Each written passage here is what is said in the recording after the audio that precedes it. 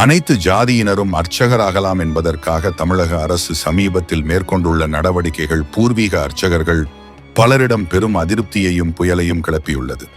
இது குறித்த சில சாஸ்திர சிந்தனைகளை இங்கு பகிர்ந்து கொள்ள விரும்புகிறேன். அர்ச்சகர் என்பவர் பகவான் அல்லது இதர தேவர்களின் விக்கிரகத்திற்கு நேரடியாக தொண்டு செய்பவராவார்.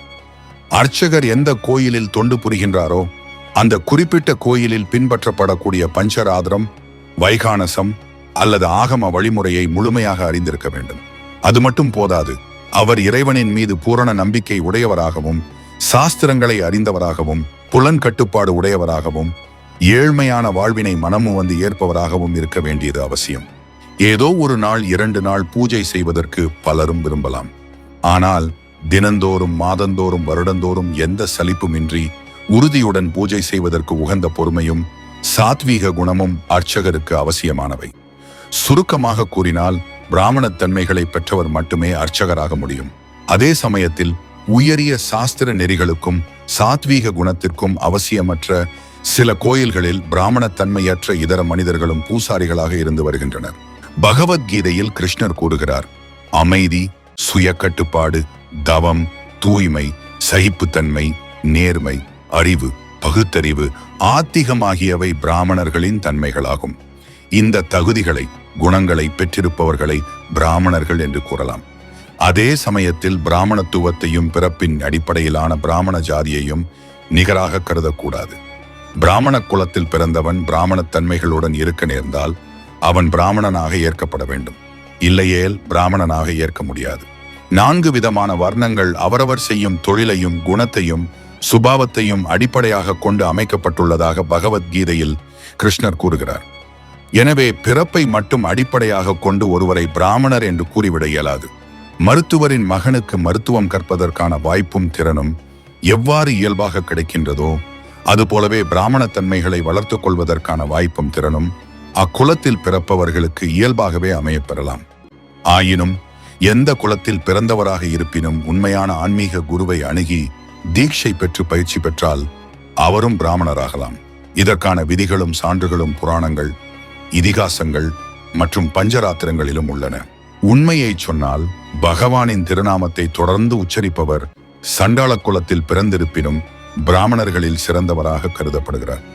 மறுபுறம் ஹரிபக்தி இல்லாத பிராமணன் நாயை உண்பவனை காட்டிலும் கீழானவனாக கருதப்படுகிறான். பிராமண, சத்திரிய, வைசிய அல்லது சூத்திரனுக்கான குறிப்பிட்ட அறிகுறிகளை ஒருவன் வெளிப்படுத்தும் போது அவன் வேறு ஜாதியில் பிறந்திருந்தால் கூட அவனது அறிகுறிகளுக்கு ஏற்ற பிரிவில் அவன் ஏற்கப்பட வேண்டும். ஒரு குறிப்பிட்ட குடும்பத்தில் பிறந்தவன் அவனது தன்மைகளுக்கேற்ப இதர வர்ணத்தை சார்ந்தவனாக ஏற்கப்பட்டதற்கான பல்வேறு உதாரணங்களை சாஸ்திரங்களில் காண்கிறோம். எனவே தகுதியுடைய எவரும் பிராமணராகலாம் என்பதில் மாற்று கருத்து இல்லை. பிராமணராக முடியும் எனும் பட்சத்தில் அர்ச்சகராக முடியாதா? நிச்சயமாக முடியும்.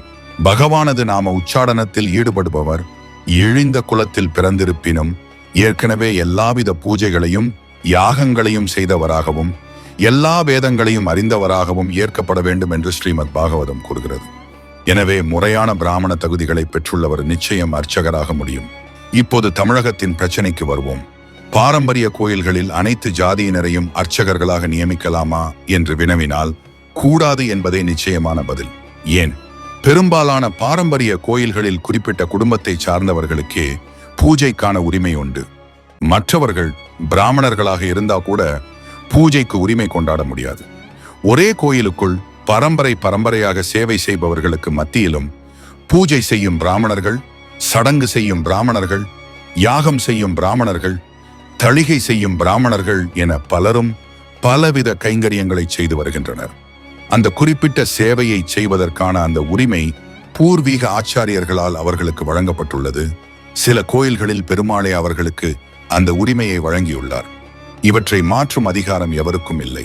இன்னும் சொல்ல போனால், ஒரு கோயிலில் பெருமாளுக்கு நேரடியாக பூஜை செய்பவர் மற்றொரு கோயிலுக்கு செல்ல நேர்ந்தால் அங்கே அவரால் கர்ப்ப கிரகத்திற்குள் நுழைய முடியாது. அதற்கான உரிமை அவருக்கு இல்லை. சாதாரண மனிதர்கள் வகுத்துள்ள பல்வேறு மரபுகளை அன்றாட வாழ்வில் நாம் பின்பற்றி வருகிறோம். அவற்றை மீறுவதில்லை. ஆனால் ஆச்சாரியர்களும் சாஸ்திரங்களும் பெருமாளும் வகுத்துள்ள மரபுகளை மீறுவோம். இது எந்த விதத்தில் நியாயம்? காரணமற்ற பல்வேறு மரபுகளை அன்றாட வாழ்வில் பின்பற்றுகிறோம். ஆனால் முழுக்க சூட்சும காரணங்களுடன் கூடிய கோயில் மரபுகளை மீற நினைக்கின்றோம். இது நிச்சயம் பகுத்தறிவல்ல. ஒருவன் முறையான பயிற்சியை பெற்று தகுதியுடைய பிராமணனாக உருவெடுக்க நேர்ந்தால் நிச்சயம் அதனை வரவேற்கின்றோம். பிராமணனின் குணங்களில் பணிவு மிகவும் முக்கியமானது. பூர்வீக ஆச்சாரியர்களால் வகுக்கப்பட்டு பன்னெடுங்காலமாக பின்பற்றி வந்துள்ள நெறிமுறைகளை மீறுவதற்கு பணிவுடைய பிராமணன் ஒருபோதும் முன்வர மாட்டான். சாஸ்திரங்கள் மற்றும் ஆச்சாரியர்களின் நெறிகளை காட்டிலும் அரசாங்கத்தின் ஆணையினை ஒருவன் பெரியதாக நினைத்தால் அக்கணமே அவன் பிராமண தகுதியிலிருந்து வீழ்ந்து விடுகிறான்.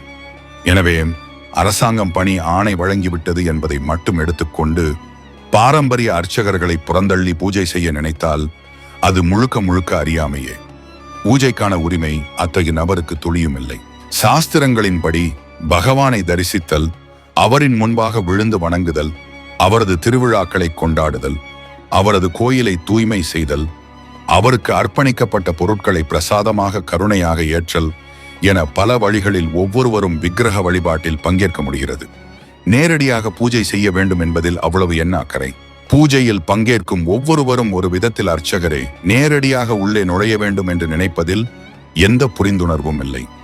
வெளியில் நின்று சாமி கும்பிடுபவன் உள்ளே நின்று பூஜிப்பவனை காட்டிலும் எந்த விதத்திலும் தாழ்ந்தவன் அல்லன்.